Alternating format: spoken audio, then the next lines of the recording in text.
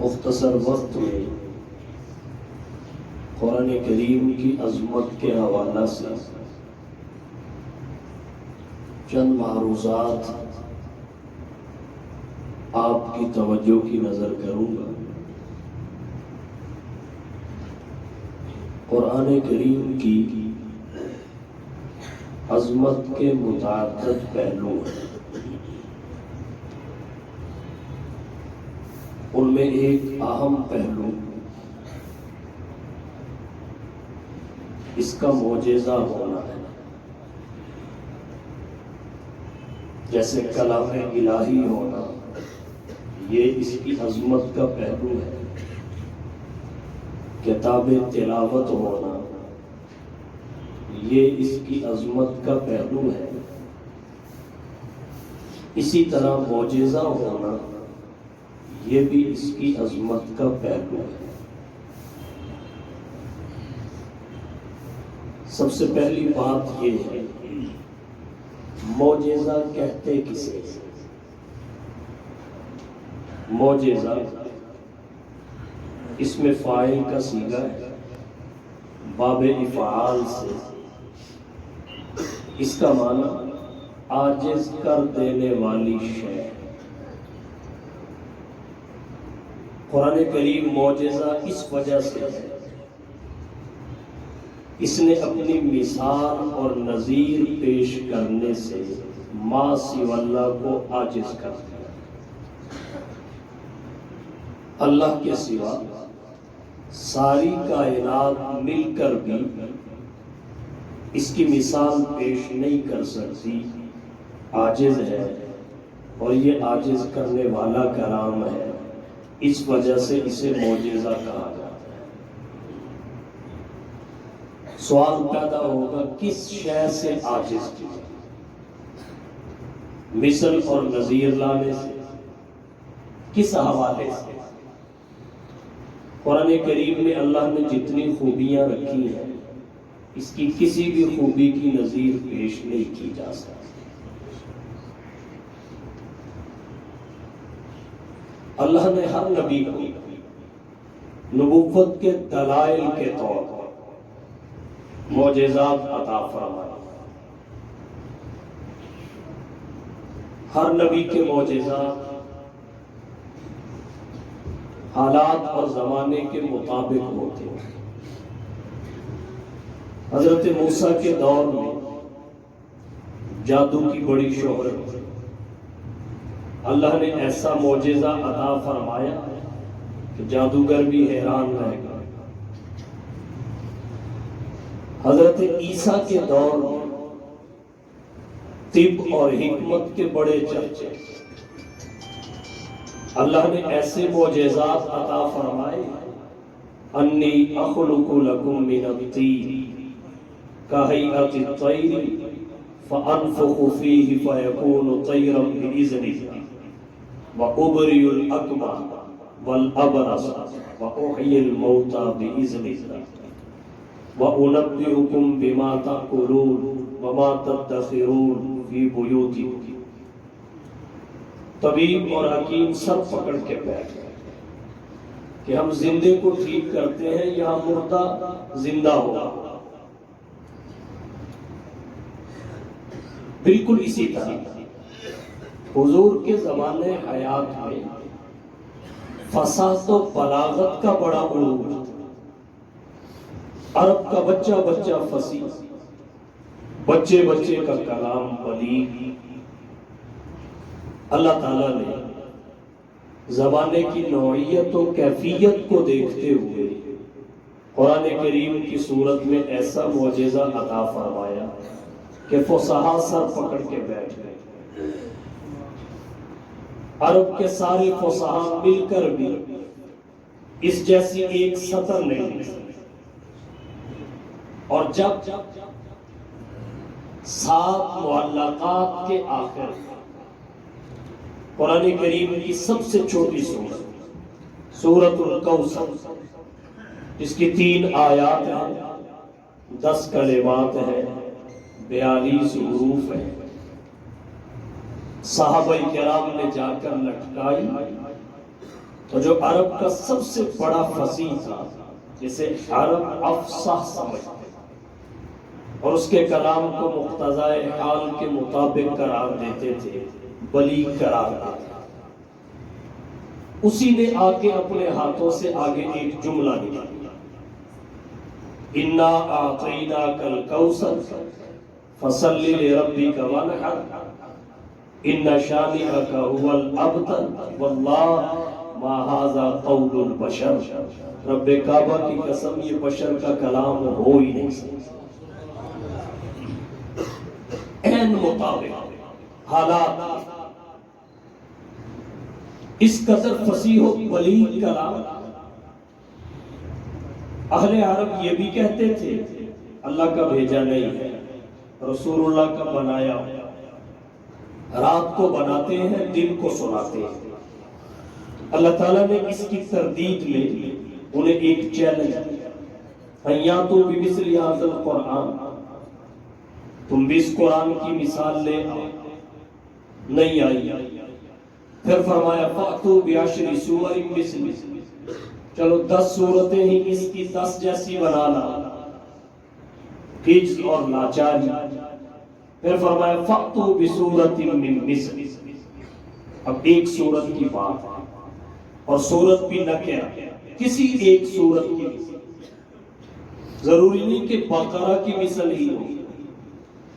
جب یہ بھی نہیں آئی تو پھر فرمایا فَلْيَأْتُوا بِحَدِيثٍ مِثْلِهِ،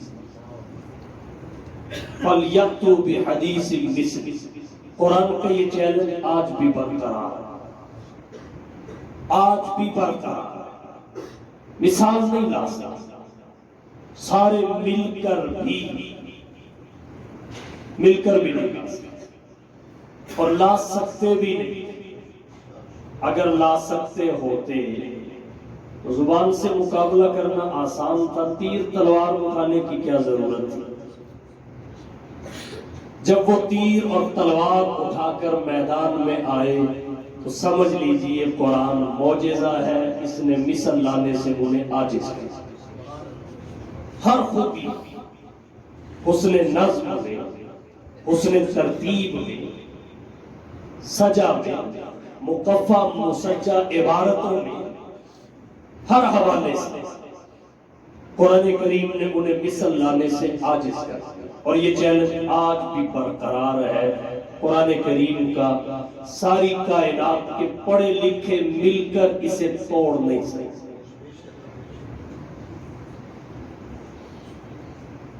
سوال یہ ہے قرآن معجزہ کس وجہ سے؟ معجزہ ہونے کی وجہ کیا؟ علماء نے وجوہات کا ذکر کیا، وجوہ اعجاز پہ باقاعدہ کتابیں لکھی۔ میں اختصار کے ساتھ 4 وجہیں ذکر کروں گا، اور ہر وجہ قرآن کی مستقل عظمت ہے، مستقل عظمت ہے۔ قرآن کے معجزہ ہونے کی پہلی وجہ اس کی انقلابی تاثیر ہے۔ پہلی وجہ اس کی انقلابی تاثیر، اللہ تعالیٰ نے جو اثر قرآن میں رکھا ہے کسی زمینی کتاب کو کیا آسمانی کتاب میں بھی نہیں، اللہ کی بھیجی ہوئی کسی کتاب میں بھی نہیں ہے جو قرآن کریم ہے۔ کیا اثر ہے؟ تاثیر کیا ہے؟ تاثیر یہ ہے کہ ایک فرد جو تلوار اٹھا کے سر لینے کے لیے نکلا ہے، چند آیتیں ہی سنتا ہے، سر دینے کا ایگریمنٹ کر کے پلٹتا ہے۔ سر لینے گئے تھے، چند آیتیں سن، طٰہٰ ما انزلنا علیک القرآن لتشقیٰ، اور وہ بھی عورت سے، خاتون سے، تو سر دینے کا عہد و پیمان کر کے آئے۔ گویا ان کا ایک ایک عضو کہہ رہا تھا سودے کے لیے بازار گئے ہم، سودے کے لیے بازار گئے ہم، بکے ان کے ہاتھوں جن کے خریدار گئے ہیں۔ یہ تاثیر دنیا کی کس کتاب میں؟ بڑا زور لگایا سرداران قریش نے، بڑا زور لگایا باہر سے آنے والے مسافر کہ آپ حضور کی بات نہ سنیں۔ اس نے کہا ٹھیک ہے، کانوں میں روئی ٹھونس لو۔ ایک دن آپ کے قریب سے گزرا، آپ کعبۃ اللہ میں تلاوت کر رہے ہیں، شیرینی اور مٹھاس بھری آواز کانوں میں، لگے ایسی مزیدار آواز، مجبور ہوا کان سے روئی نکالنے۔ اب تردد میں ادھر سرداروں نے تو یہ کہا اور آواز کہہ رہی ہے سنو، رک جاؤ۔ کہا چلو پھر کیا ہوا، سنو سب کی کرو من کی۔ روئی نکالی تو وہیں قرآن کی تاثیر کا شکار ہو گیا، کلمہ پڑھ کے واپس پڑھ۔ لوگ کہتے ہیں تلوار کے پل پہ اسلام ہے، مکے میں تو تلوار ہے ہی نہیں، اپنے دفاع میں بھی اٹھانے کی اجازت نہیں۔ یہی تھا کہ صبر صبر، صحابہ آ کے بتاتے تھے آج ہمارے ساتھ یہ ظلم ہوا، آپ فرماتے تھے صبر۔ تو اسلام پھیلانے کے لیے تلوار نہیں اٹھی، اسلام پھیلانے کے لیے نہیں، اسلام کے دفاع کے، اسلام کے دفاع کے، نظام انصاف قائم کرنے کے لیے، نظام عدل کو رائج کرنے کے لیے۔ حضور صلی اللہ علیہ وسلم شیب ابی طالب میں قید تھے، اس وقت بھی لوگ آ کر شیب ابی طالب میں خفیہ ملاقات کر کے کلمہ پڑھتے تھے۔ بتائیے آپ تو قید تھے، تلوار کہاں؟ یہ جو زندگی کی کایا پلٹ رہی تھی یہ تلوار سے نہیں، صاحب قرآن کی تاثیر، یہ قرآن کی تاثیر جس نے ضلالت کو ہدایت میں بدلا، جہالت کو علمیت میں بدلا، بغاوت کو اطاعت میں بدلا، شقاوت کو سعادت میں بدلا، اجنبیت کو اپنائیت میں بدلا، جفا کو وفا میں بدلا، قوت کو قربتوں میں سمیٹا۔ یہ قرآن کی تاثیر تھی۔ حضور صلی اللہ علیہ وسلم پر اللہ نے ایسا کلام نازل فرمایا کہ ساری کائنات مل کر بھی ایسی تاثیر کسی میں پیدا نہیں کر سکتی۔ یہ معجزہ ہونے کی پہلی وجہ مفتی اعظم پاکستان حضرت مفتی محمد شفیع رحمت اللہ علیہ معارف القرآن کی جلد اول میں فرماتے ہیں، 3 سردار ابو جہل، ابو لہب اور اخنس لوگوں کو سارا دن کہتے لا تسمعوا لهذا القرآن، قرآن نہ سنو، اگر کہیں پڑھا جا رہا ہو والغوا فیہ، شور کر دو، سننے بھی نہ دو،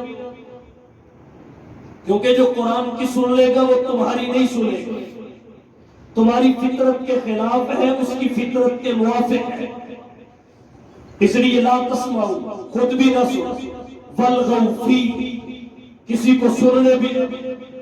اور اپنی حالت یہ تھی کہ رات کو تب تک نیند نہیں آتی تھی جب تک حضور سے قرآن سن نہ لیتے، انتظار کرتے تھے ساری رات اس وقت کا، کب حضور تلاوت کے لیے بیت اللہ تشریف، کب حضور بیت اللہ تشریف لائے۔ اور جب آپ آ جاتے تو ایک اس کونے سے آ کے چمٹ جاتا، دوسرا اس کونے سے چمٹ جاتا، تیسرا اس کونے سے چمٹ جاتا۔ حضور تلاوت کو مکمل فرماتے تو یہ پلٹتے، چوک میں آ کے اکٹھے ہو جاتے۔ جب چوک میں اکٹھے ہوتے پھر ایک دوسرے کو دیکھ کر سب کی نظریں نیچی ہوئی، سب کی نظر، اس حمام میں تو سارے ہی ننگے، سب کی نظریں نیچی ہو جاتی۔ اب کہتے چلو آج تو ہو گیا، آئندہ عزم کریں کہ آئندہ نہیں۔ روزانہ عزم ہوتے اور ٹوٹتے، 3 دن اسی طرح گزر گئے۔ چوتھے دن اخنس صبح سویرے اٹھا اور باقی 2 کے پاس چلا گیا۔ اچھا یار بتاؤ، جب آپ اس کے سنے بغیر سو بھی نہیں سکتے، مجبور اور لاچار ہیں، بے بس ہیں، تو پھر اقرار میں رکاوٹ کیا ہے؟ کیا حق نہیں ہے؟ کہا برحق ہے، برحق ہے، خود حق ہے۔ رکاوٹ یہ ہے کہ بنو عبد مناف کے فرد پہ اترتا ہے اور ان کی ضد ہمیں ماننے سے روکتی۔ تاثیر کا عالم یہ ہے، نہ ماننے کے باوجود، لوگوں کو سننے سے روکنے کے باوجود، خود آنکھ میں نیند کا سرما تک نہیں لگا سکتے جب تک قرآن کی علاوت کانوں میں نہیں پڑے۔ یہ تاثیر ہے۔ اب اگر کوئی سوال کرے، اگر ہے تو پھر ہمیں نظر کیوں اس سے ہم متاثر کیوں نہیں ہو رہے؟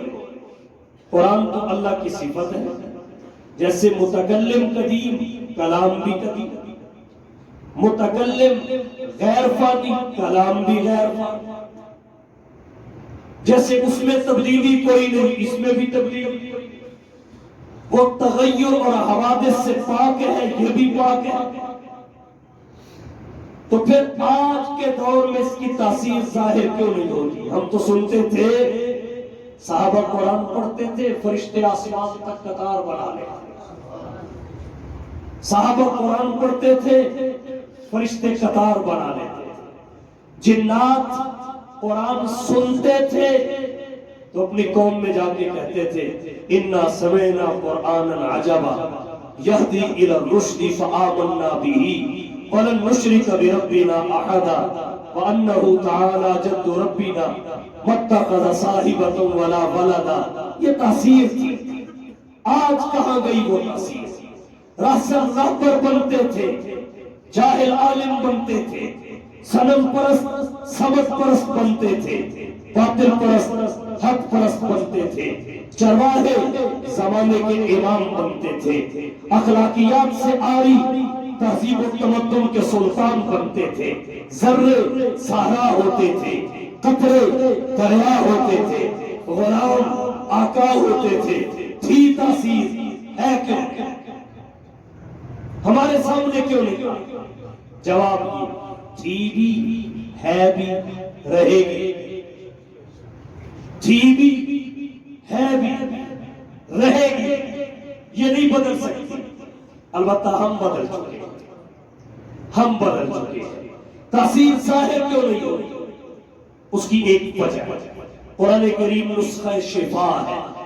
وَنُنَزِّلُ مِنَ الْقُرْآنِ مَا هُوَ شِفَاءٌ وَرَحْمَةٌ لِّلْمُؤْمِنِينَ۔ یہ نسخہ شفا ہے، اور جب کوئی جسمانی مریض کسی ڈاکٹر کے پاس جاتا ہے، اس کو دو چیزیں کہتا ہے، یہ دوائی استعمال کرنی ہے، ان چیزوں سے پرہیز کرنا ہے، دو کام کرنا۔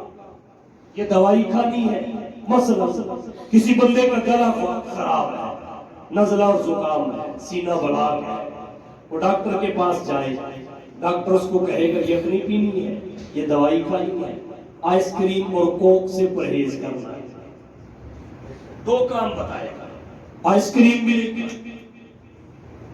یہ دوائی استعمال کرنی ہے، ان چیزوں سے پرہیز کرنا ہے۔ اب بندہ گھر آ کے یخنی بھی پی لے، انڈے بھی کھا لے، دوائی بھی کھا لے، اوپر سے آئس کریم کے 4 کپ بھی کھا لے، 2 گلاس کوک بھی پی لے، اور پھر کہے پتہ نہیں نسخے میں شفا نہیں، شفا نہیں، اثر ہی نہیں ہوا۔ بھائی اثر تب ہوتا ہے جب مریض اپنی ذمہ داری پوری کرے۔ اس کی ذمہ داریاں دو ہیں، ایک ذمہ داری نسخے کا استعمال، دوسری ذمہ داری اس نسخے کے موافق پرہیز، پھر تاثیر ظاہر ہو۔ اور ہمارا آج کا المیہ کیا؟ اول تو ہم نسخہ استعمال ہی نہیں کرتے، ہم نسخہ استعمال ہی نہیں کرتے، اور اگر تھوڑا بہت کر بھی لیا تو پرہیز بالکل نہیں کرتے۔ قرآن کہتا ہے حرام نہ کھاؤ، تاثیر تب ظاہر ہوگی، رشوت نہ لو، فلاں عمل نہ کرو، فلاں عمل نہ کرو۔ اگر تو کوئی پرہیز کر کے کہے تاثیر ظاہر نہیں ہوئی تو کوئی ایک بتائے گا، اور اگر پرہیز کیا ہی نہیں اور شکوہ تاثیر کے اظہار پہ ہے تو پھر اسے پرہیز پہ توجہ دینی چاہیے، تاثیر خود ظاہر ہو جائے، تاثیر خود ظاہر ہو جائے۔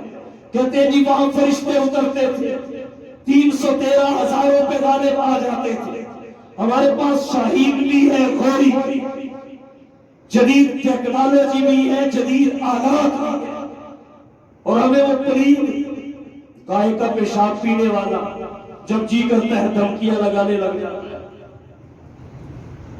ٹیکنالوجی بھی ہے، شاہین اور غوری بھی ہے، اس کے بعد نہ جانے کتنے اعلیٰ ہتھیار ہماری پاک فوج نے، ہمارے ریاستی سسٹم نے تیار کر لیے، لیکن بہرحال وہاں فرشتے اترتے تھے، یہاں نہیں اتر رہے۔ کیوں؟ ڈاکٹر اقبال مرحوم کے شہر میں کھڑا ہوں، انہی کی زبان میں بات کروں تو شاید آپ جلدی سمجھیں گے۔ ڈاکٹر اقبال مرحوم نے فرمایا تھا، فضائے بدر پیدا کر، فضائے بدر پیدا کر، فضائے بدر پیدا کر، فرشتے تیری نصرت کو اتر سکتے ہیں گردوں سے قطار اندر قطار۔ پتہ چلا نہ وہ بدلا، نہ اس کا وعدہ بدلا، نہ اس کا کلام بدلا، نہ اس کی صفت بدلی، نہ تاثیر بدلی، بدلے تو ہم۔ اگر آج پھر بھی ہم اسلاف کی روایات اور اقدار کی طرف پلٹ جائیں تو فرشتے اترتے ہیں۔ ان کے پاس کون سی ٹیکنالوجی ہے جنہوں نے کئی ملکوں کو گھٹنوں پہ بٹھا دیا، واپسی کا راستہ بھی نہیں ملا، اترتے ہیں، اترتے ہیں، آج بھی اترتے ہیں، بشرطے کہ اسلاف کی روایات کی پاسداری تو کوئی کرے۔ تو قرآن کریم کے معجزہ ہونے کی پہلی وجہ کہ اللہ نے اس میں جو انقلابی تاثیر رکھی ہے وہ اور کسی کتاب میں ہے بھی نہیں، پیدا کی جا سکتی بھی۔ دوسری وجہ کیا ہے؟ قرآن کریم کے معجزہ۔ دوسری وجہ کثرت تلاوت۔ جتنی کثرت کے ساتھ قرآن پڑھا جاتا ہے کوئی کتاب نہیں پڑھی۔ سب سے پہلی بات تو یہ ہے، آج آسمانی کتابیں محفوظ نہیں، اور جب وہ تھی اس وقت بھی وہ کتابیں تلاوت نہیں تھی، وہ کتابیں تلاوت نہیں تھی، ان کی حیثیت لا کی کتب کی سی، جیسے ایک وکیل کی الماری متعدد کتابیں ہوتی ہیں، وہ ثواب کے لیے ان کی تلاوت نہیں کرتا، جب ضرورت پڑتی ہے پھر کلیہ دیکھتا ہے، پھر وہی رکھتا ہے۔ قرآن کتابیں تلاوت، قرآن کتابیں تلاوت۔ یہی وجہ ہے کہ اللہ تعالیٰ کی اس کتاب کو اتنی کثرت کے ساتھ پڑھا جاتا ہے، اتنی کثرت کے ساتھ کہ ساری دنیا کی کتابوں کا پڑھنا اگر جمع کر لیا جائے تو اس ایک کتاب کے پڑھنے کے برابر نہیں ہو سکتا۔ کسی بچے سے پوچھئے جو حفظ کرتا ہے، ایک ایک لفظ کو، ایک ایک آیت کو کتنی دفعہ پڑھتا ہے؟ پہلے مطالعہ یاد کرنے کی صورت میں، پھر مطالعہ سنانے کی صورت میں، پھر سبق کو رٹا لگانے کی صورت میں، پھر سبق سنانے کی صورت میں، پھر سب کی پکانے کی صورت میں، پھر سب کی سنانے کی صورت میں، پھر وہ منزل بن گئی، منزل یاد کرنے کی صورت میں، پھر سنانے کی صورت میں، پھر پھیرے دینے کی صورت میں، اور جب رمضان آتا ہے پھر تو کھانا پینا سب بھول جاتا ہے، وہ ہوتا ہے اور قرآن ہوتا ہے۔ کیا ہے کوئی کمپیوٹر جو ایک آیت کی قرات کی مقدار کا تعین کر سکے؟ ہے ہی نہیں۔ اتنی کثرت سے فقط قرآن پڑھا جاتا ہے، دنیا کی کوئی کتاب فقط قرآن، بلکہ باقی کتابوں کا حال تو یہ ہے، آسمانی تو ہے ہی نہیں۔ دنیا کی کوئی دلچسپ کتاب آپ ایک دفعہ پڑھیں گے، دو دفعہ پڑھیں گے، چلو 3 دفعہ پڑھنا آپ کو لذت دے گا، چوتھی دفعہ جب کوئی آپ کے سامنے رکھے گا تو آپ کہیں گے چوکلا یار میں پڑھی، اٹھا لو، میں نے کئی دفعہ پڑھی، کوئی نہیں لے گیا، یہ پرانی ہوگی۔ کل کا اخبار آج کسی کے سامنے رکھا جائے، کہتا ہے مجھے تو نے اس قابل سمجھا ہے، پرانا مجھے پڑھا، میرے لیے پرانا اخبار، لیکن اللہ کا قرآن کتنا پرانا ہے۔ آج تک کسی نے یہ شکوہ کیا کہ اتنی پرانی کتاب ہے میں نہیں پڑھی؟ کیسے؟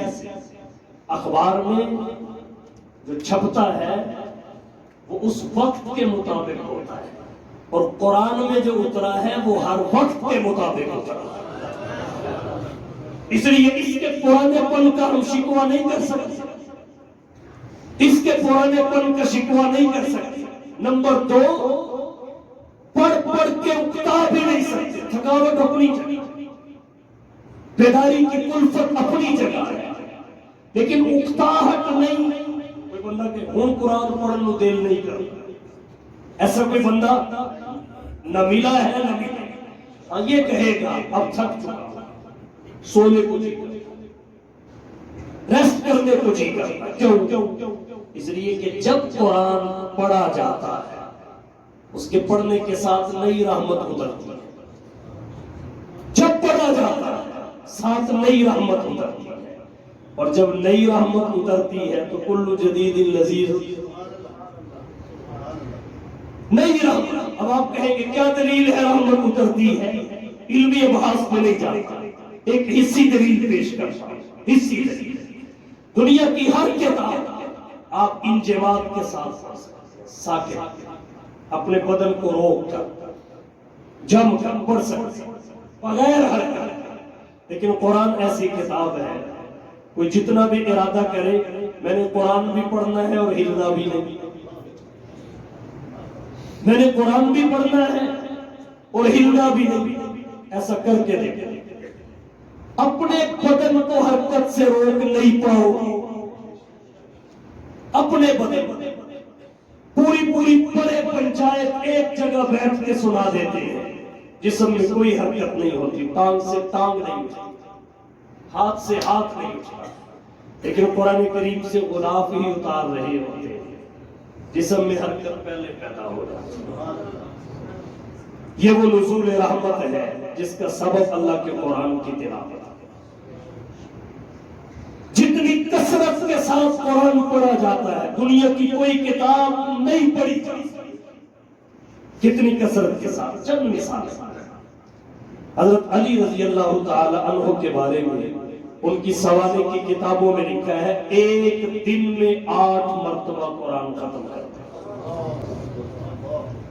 ایک دن میں 8 مرتبہ قرآن ختم کرتے ہیں۔ حضرت عثمان بن عفان رضی اللہ تعالی عنہ کے بارے میں آتا ہے ہر رات ایک قرآن پڑھ لیا، ہر رات۔ اور حضرت عثمان رضی اللہ تعالی عنہ کے بارے میں آتا ہے ایک رکعت میں پورا پڑھ لیا، ایک رکعت۔ اور 4 شخصیات ایسی تھی جو ایک رکعت میں پورا قرآن پڑھتی تھی، اور ان کا معمول، ان میں 2 صحابی ہیں 2 تابعی ہیں۔ صحابہ میں ایک حضرت تمیم داری ہے، دوسرے حضرت عثمان بن عفان ہے، اور تابعین میں ایک سیدنا سعید بن جبیر ہے اور دوسرے سید الفقہاء امام الائمہ سراج الامہ تلمیذ الصحابہ امام سواد اعظم حضرت امام اعظم ابو حنیفہ رحمت اللہ علیہ ہے۔ ان کی سوانے کی کتابوں میں یہاں تک لکھا ہے فقط رمضان کے مہینہ میں 61 مرتبہ قرآن کریم ختم کیا کرتے تھے۔ ترتیب اس کی یہ ہوتی تھی ایک قرآن روزانہ دن کو پڑھتے تھے، ایک قرآن روزانہ رات کو نوافل میں پڑھتے تھے، 30 قرآن دن کے 30 قرآن رات کے، دونوں کو ملایا 60 کا عدد حاصل ہوا۔ اور ایک قرآن وہ ہوتا تھا جو پورا مہینہ نماز تراویح میں ادائیگی سنت کے لیے پڑھتے تھے۔ ادھر عید کا چاند نظر آتا تھا، ادھر ابو حنیفہ کی 61 قرآن مکمل ہو جاتا۔ ہمارا آج تلاوت قرآن کا ذوق باندھ پڑ چکا ہے۔ جب سے یہ فیک بک آئی ہے اس نے ہمیں کہیں کا نہیں چلا۔ موبائل سبب جوال سراپا زمان، جب سے یہ آیا اس نے ہمارا دین سے رشتہ کمزور، اثرات سے رشتہ کمزور، رشتہ داریاں کمزور ہو گئی۔ رشتہ دار بھی بیٹھے ہیں تو سب اپنے اپنے موبائل پہ لگے ہوئے ہیں، کسی کو نہیں پتا اس کا کیا حال ہے، اس کا ادھر موبائل ہے، لقمہ پلیٹ میں لگانے کے بجائے فرش پر رگڑ رہے ہیں، فرش پر رگڑ رہے ہیں۔ قرآن کریم کی تلاوت کا ذوق مان پڑ چکا ہے۔ مان یہ ہماری روح کی غذا ہے، ہماری روح کی غذا ہے۔ روح امر ربی ہے، یہ حکم ربی ہے۔ یسألونک عن الروح قل الروح من امر، روح امر ربی ہے، قرآن حکم ربی ہے۔ ان کا آپس میں جوڑ ہے۔ جسم کی غذا زمین سے آتی ہے، روح کی غذا آسمان سے آتی ہے۔ یہ موسیقی روح کی سزا تو ہو سکتی ہے، غذا نہیں ہو سکتی۔ غذا اللہ کا قرآن ہی ہے۔ پڑھیے، زیادہ سے زیادہ پڑھیے۔ 2 مرتبہ سال میں قرآن کا ختم کرنا، یہ تلاوت کا حق ہے، قرآن کی تلاوت کا حق ہے۔ اس سے زائد جتنا پڑھا جائے وہ بلندی درجات کا باعث ہے۔ فضائل اپنی جگہ، تفصیلات میں نہیں جاتا۔ عرض میں نے یہ کیا، معجزہ ہونے کی دوسری وجہ کثرت تلاوت، اور تیسری وجہ کیا؟ تسہیل حفظ القرآن، سہولت حفظ۔ حفظ کے لحاظ سے جتنا آسان قرآن کریم ہے، دنیا کی کوئی کتاب اتنی آسان نہیں۔ مثال، چھوٹا سا بچہ اور سفیان ابن عیینہ رحمہ اللہ کے بارے میں آتا ہے، انہوں نے 4 سال کی عمر میں قرآن حفظ کر دیا۔ 4 سال کی عمر میں انہوں نے قرآن حفظ کر دیا۔ 4 سال کا بچہ، خلیفہ ہارون الرشید کے سامنے بھی ایک ایسا ہی بچہ آیا تھا، چھوٹی سی عمر میں حافظ تھا۔ والد نے پیش کیا، جی جہاں سے مرضی سنو، جہاں سے مرضی سنو۔ بچے کو بٹھایا، خلیفہ صاحب نے کہا بیٹا فلانی جگہ سے پڑھو۔ بچہ کہنے لگا ابو پہلے وعدہ کرو گڑ دو گے نا؟ اس وقت کی ڈیکو گڑ تھی، اب تو ترقی ہوگی، پہلے وعدہ کرو بعد میں گڑ دو گے، یعنی چیچی دو، میٹھا دو، سویٹ دو۔ یہ اس وقت کی ٹافی تھی۔ باپ نے، یعنی اتنا چھوٹا تھا کہ جب اس کو کہا گیا قرآن پڑھو، وہ کہنے لگا ریوڑیاں دو گے نا؟ وعدہ کرتے ہو تو میں سنا دے، تو جہاں سے کہو گے سناؤ۔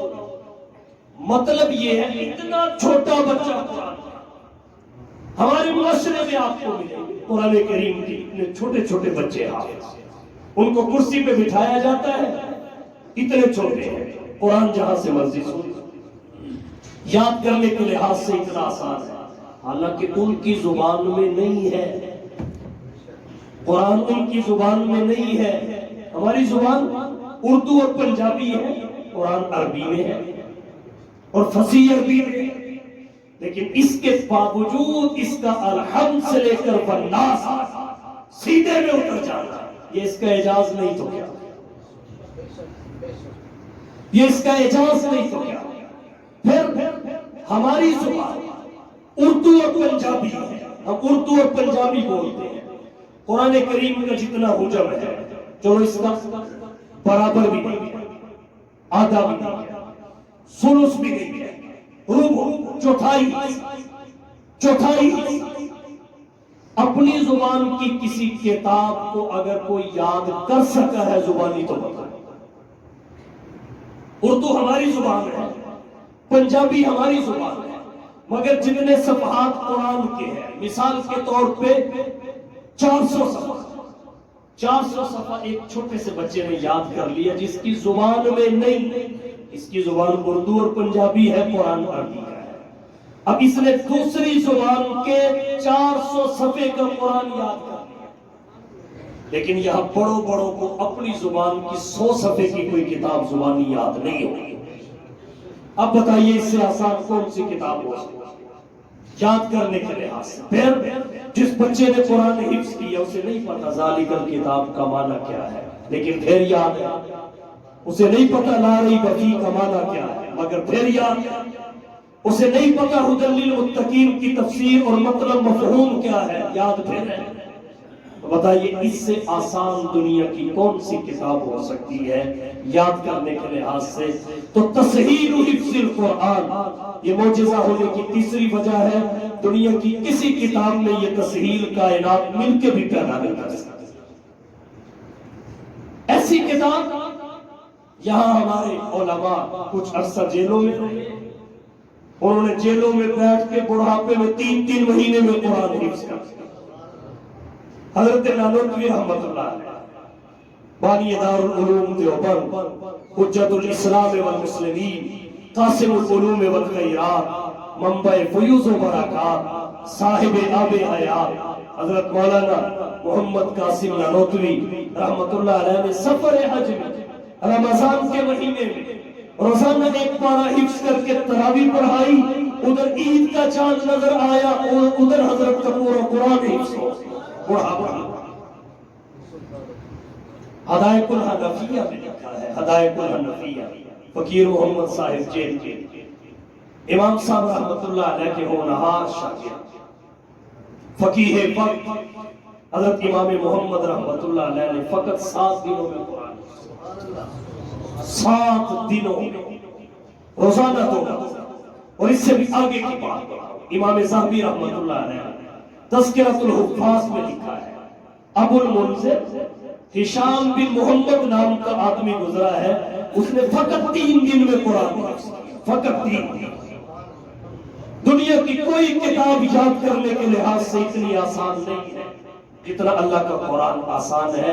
تسہیل حفظ القرآن، تو کیوں اس کے حفظ سے ہم پیچھے رہے، اپنی اولاد کو پیچھے رکھے، اور یہ کہنا کہ قرآن کریم کو حفظ کرنا یہ وقت کا ضیاع ہے، یہ وقت کا ضیاع نہیں ہے، یہ ہماری دنیاوی ضرورت بھی ہے، اخروی ضرورت بھی ہے۔ ہماری دنیاوی ضرورت بھی ہے کیونکہ جس شریعت کے ہم پیروکار ہیں اس کے کچھ احکامات ایسے ہیں جن پر حفظ قرآن کے بغیر عمل ممکن نہیں۔ مثلا ابھی رمضان قریب ہے، ایک مثال دے دیتا ہوں۔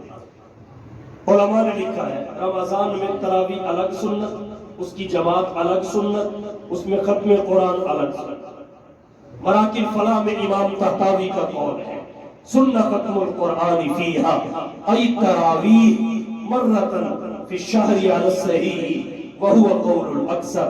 اور ہدایہ ہماری فقہ کی معروف کتاب ہے، اس کی پہلی جلد غالباً 131 صفحے پہ ہے، اکثر المشائخ علی ان السنۃ فیہا الختم مرتن فلا یترک لکسر القوم۔ مطلب دونوں عبارتوں کا یہ ہے کہ نماز تراویح میں ایک مرتبہ ختم قرآن کا درجہ سنت۔ اب اس سنت پہ عمل کیسے ہے؟ فقہاء احناف کہتے ہیں اگر مصحف سے دیکھ کے پڑھو گے تو نماز فاسد ہو جائے گی، جب امام کی فاسد تو مقتدی کی بھی فاسد ہے۔ تو اب اس سنت پہ عمل کرنے نکلے اوپر سے دیکھ کے، تو جو جماعت اور تراویح کی سنت ہے ان سنتوں سے بھی محروم ہو گئے۔ اب بتائیے مسلمان کی دنیاوی ضرورت بھی ہے کہ نہیں؟ اب کون سا راستہ بچا کہ اس سنت پہ عمل ہو سکے؟ ایک ہی راستہ بچا کہ اپنے یاداشت کے کمپیوٹر میں محفوظ کیا جائے اور وہاں سے اٹھا کے پڑھ کے اس سنت کو پورا کیا۔ ہماری اخروی ضرورت بھی ہے حفظ قرآن۔ آپ کہیں گے کیسے؟ اللہ نے آخرت میں کچھ مقامات ایسے رکھے ہیں ان کی چابی حفظ قرآن۔ اگر حفظ ہوا تو ان مقامات کا دروازہ اور تالا کھلے گا، اگر نہ جنت میں پہنچ بھی گئے تو وہ مقامات نہیں مل سکیں گے۔ جنتیوں کے درجے کون سا سب کے ایک جیسے ہیں؟ ان کے مراتب میں بھی فرق اور تفاوت ہوگا، اور بہت سارے ایسے درجے ہیں جو صرف حافظ کو ملیں گے، غیر حافظ کو نہیں۔ تو حافظ قرآن جنتی غیر حافظ جنتی سے بہت ساری سہولتوں میں اور مراتب کی بلندی میں ہوگا۔ اس لیے حفظ قرآن جہاں ہماری دنیاوی ضرورت ہے وہاں ہماری اخروی ضرورت بھی ہے۔ سیکولر علوم کی افادیت سے ہم انکار نہیں کرتے، بات ضرورت کی ہے، جتنی ان کی ضرورت ہے اتنے وہ سیکھ لو، جتنی اس کی ضرورت ہے اتنا اسے سیکھ لو۔ معجزہ ہونے کی تیسری وجہ تسہیل حفظ قرآن۔ اپنے بچوں کو قرآن کا حافظ بنائیں، ضرور بنائیے۔ کبھی موقع ملا حفظ قرآن کی اہمیت، ضرورت، افادیت پر تفصیلاً گفتگو کروں گا۔ آخری وجہ معجزہ ہونے کی وہ ہے حفاظت قرآن۔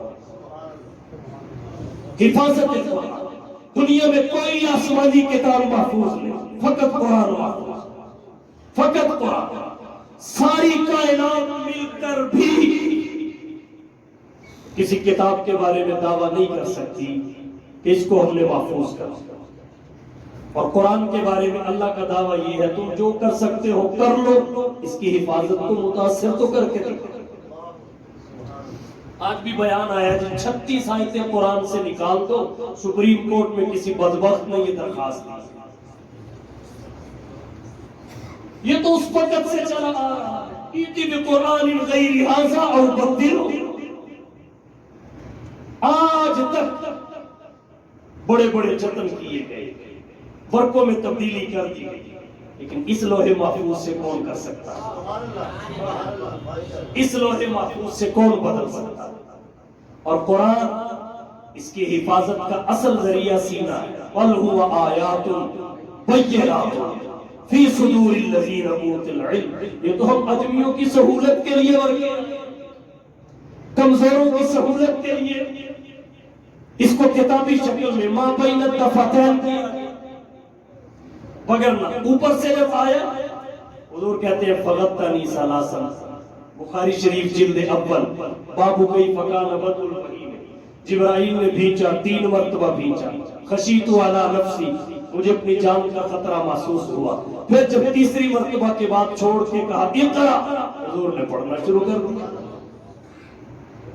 یہ تو سیدھے سے سیدھے میں منتقل ہونے والی کتاب۔ ما صب اللہ فی صدری الا وقد صببتہ فی صدری ابی بکر، اللہ نے جو میرے سینے میں ڈالا میں نے ابو بکر کے سینے میں ڈالا۔ محفوظ کتاب، اور کوئی کتاب محفوظ نہیں ہے، فقط اللہ کا قرآن محفوظ۔ ان کی حفاظت کی باری آئی، فرمایا بِمَسْتُحْفِظُوا مِن کتاب اللہ وَكَانُوا عَلَيْهِ شُهَدَاء، اپنی کتابوں کی حفاظت خود کرو، محافظ فانی تھے، حفاظت فنا ہو۔ اور جب قرآن کی باری آئی فرمایا اِنَّا نَحْنُ نَزَّلْنَا الذِّكْرَ وَإِنَّا لَهُ لَحَافِظُونَ، جس ذکر کو ہم نے تھوڑا تھوڑا کر کے، تنزیل انزال نہیں، بیکوا۔ عیسائی کہتے ہیں دیکھو جی انجیل بھی اللہ کا ذکر ہے کہ نہیں، ہم کہتے ہیں بالکل ہے۔ یہودی کہتے ہیں تورات بھی اللہ کا ذکر ہے کہ نہیں، ہم کہتے ہیں بالکل ہے۔ وہ کہتے ہیں اللہ نے پھر قرآن کی حفاظت کا ذمہ تو نہیں لیا، اس نے تو ذکر کی حفاظت کا ذمہ لیا۔ اگر تورات انجیل ذکر ہے تو پھر یہ بھی محفوظ ہے، تم کیسے غیر محفوظ کہہ سکتے؟ یاد رکھیے ذکر وہ بھی ہے، مگر ذکر کی 2 قسمیں ہیں نزول کے اعتبار سے۔ نزول کے اعتبار سے ذکر کی 2 قسم، ایک ذکر وہ ہے جو کتابی شکل میں ایک ہی دفعہ نبی پر اتار دیا گیا، جیسے موسیٰ پہ تورات، عیسیٰ پہ انجیل، داؤد پہ زبور۔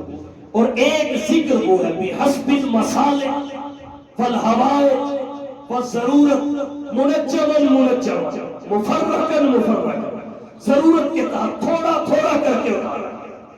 اگر یکدم اتارا جائے اسے عربی میں انزال کہتے ہیں، تھوڑا تھوڑا کر کے اتارا جائے اسے تنزیل کہتے ہیں، جزءا جزءا، منجما مفرقا، اسے تنزیل کہتے ہیں۔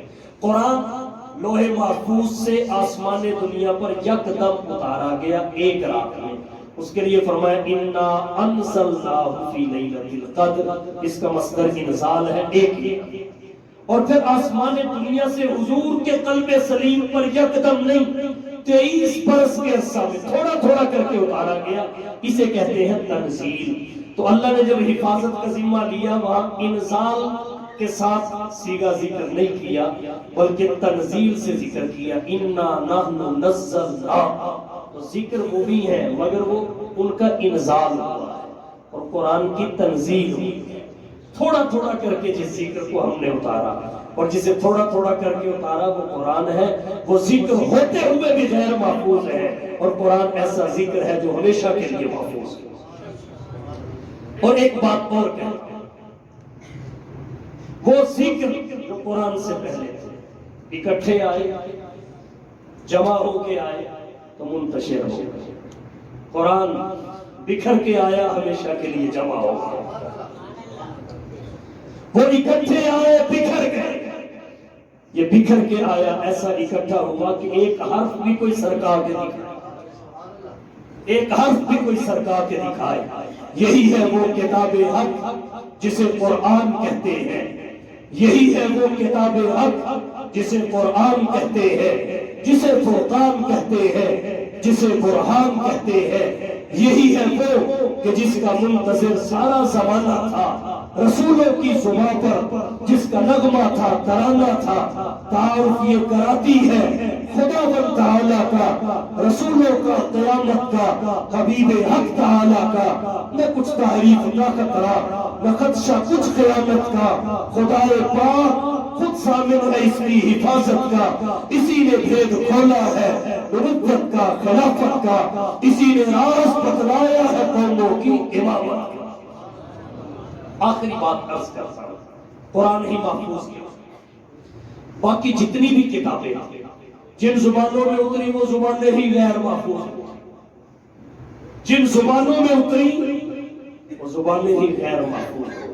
آج عیسائیت ترستی ہے کہ وہ زبان کہیں سے سننے کو مل جائے جس میں عیسیٰ پہ انجیل اتری، نہیں سن سکتے، نہیں پڑھ سکتے اس زبان میں۔ یہی وجہ ہے پاکستان کا عیسائی اردو کی بائبل اور انجیل پڑھتا ہے، ہندوستان کا عیسائی ہندی کی انجیل پڑھتا ہے، بنگلہ دیش کا عیسائی بنگالی کی انجیل پڑھتا ہے۔ مسلمان کہیں کا بھی ہو وہ اسی عربی کا قرآن پڑھتا ہے جس عربی میں اترا تھا، اسی عربی کا، بلسان عربی مبین، اسی عربی کا پڑھتا ہے جس میں اترا تھا۔ قرآن حرم کا ہو یا غیر حرم، عرب کا ہو یا عجم کا، شرق کا ہو یا غرب کا، شمال کا ہو یا جنوب کا، فرش کا ہو یا عرش کا، ایک حرف کی تبدیلی نہیں۔ محفوظ کیوں؟ اللہ نے زبان محفوظ کی، یہ حفاظت قرآن کا قرینہ۔ اور پھر کیسے اللہ نے قرآن کی حفاظت کی؟ یہ دانت، ہمارے دانت ہمارے منہ کے اندرونی حصے کے اعضاء یا منہ کے اندرون کے حصے، شاید کسی ڈینٹل ڈاکٹر کو ان کے پاس ان کے بارے میں، کسی ڈینٹل ڈاکٹر کے پاس ان کے بارے میں تفصیلات نہ ہو، جو فوائد مکیہ، جمال القرآن، جزری اور شاطبی پڑھنے اور پڑھانے والے قاری کے پاس ہوں گے۔ انیاب کون سے ہیں، نواجز کون سے ہیں، ثنایا علیہ کون سے ہیں، ثنایا سفلا کون سے ہیں، اقصا لسان، اقصا الگ، نوکے لسان، یہ سارے کے سارے دانتوں کے اور منہ کے اندرونی حصے کے جو تفصیلی بیانات ہیں، ایک ڈاکٹر سے بڑھ کر ایک قاری کے پاس اس کی معلومات محفوظ ہیں۔ اور دینی شعبے میں میڈیکل شعبے سے بڑھ کر، میڈیکل کے شعبے سے بڑھ کر محفوظ ہیں۔ کیوں؟ اس لیے کہ قرآن کے حروف کی ادائیگی، کسی حرف کی ادائیگی کا تعلق کسی دانت سے ہے، کسی حرف کی ادائیگی کا تعلق کسی دانت سے ہے، کسی حرف کی ادائیگی کا تعلق منہ کے کسی حصے سے ہے، کسی حرف کی ادائیگی کا تعلق منہ کے کسی حصے سے ہے۔ تو جس کا قرآن سے تھوڑا سا بھی ربط اور مناسبت پیدا ہو گئی، اللہ نے اس کے بھی وارے نہارے کر دیے۔ قرآن تو پھر قرآن کے ساتھ اپنا تعلق مضبوط کیجئے، قرآن کے مراکز کے ساتھ اپنا تعلق مضبوط کیجئے۔ کس طرح اس کی تاثیر ظاہر ہو سکتی ہے؟ جو پہلی وجہ ہے اس کے لیے نسخے کا استعمال اور پرہیز کا اختیار یہ ضروری ہے۔ نمبر 2، زیادہ سے زیادہ قرآن پڑھا جائے۔ نمبر 3، بچوں کو حافظ بنایا جائے۔ نمبر 4، اس کی حفاظت کے ذریعے کے طور پہ اپنے آپ کو قبول کرایا جائے۔ اللہ تعالی ہم سب کو سمجھنے اور عمل کرنے کی توفیق بخشے۔ وآخر دعوانا ان الحمدللہ۔